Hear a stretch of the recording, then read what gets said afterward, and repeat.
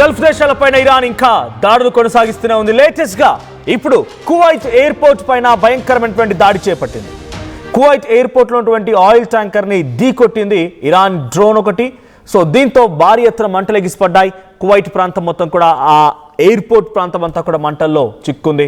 ఎయిర్పోర్ట్లోని fuel tanker ని ఢీకొట్టడంతో ఆ drone బేసిక్గా ఇవన్నీ కూడా తనంతట తానే పేల్చుకునేటువంటి ప్రెసైజ్ టార్గెటెడ్ డ్రోన్స్ ఇవి.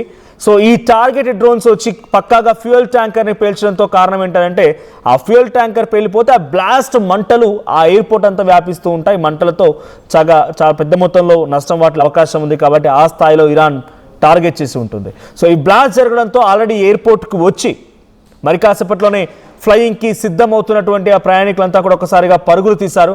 వెంటనే అక్కడికి స్పాట్కి ఫైర్ సిబ్బంది చేరుకునే మంటలు ఆర్పే ప్రయత్నం చేస్తారు. ప్రస్తుతానికి ఎటువంటి ప్రాణ నష్టం లేదు, కానీ భారీ స్థాయిలో ఆస్తి నష్టం మాత్రం జరిగినట్టుగా ఎయిర్పోర్ట్ అధికారులు చెప్తున్నారు. దుబాయ్, సౌదీ, ఖతార్, బహ్రెయిన్పై ఇరాన్ మిస్సైళ్ల వర్షం కురిపిస్తోంది.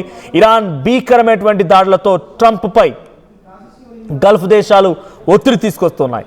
ఇరాన్ దెబ్బకి ట్రంప్, నెతన్యాహు ఇద్దరికి కూడా కొంత ఇబ్బందికర పరిస్థితి అని చెప్పాలి.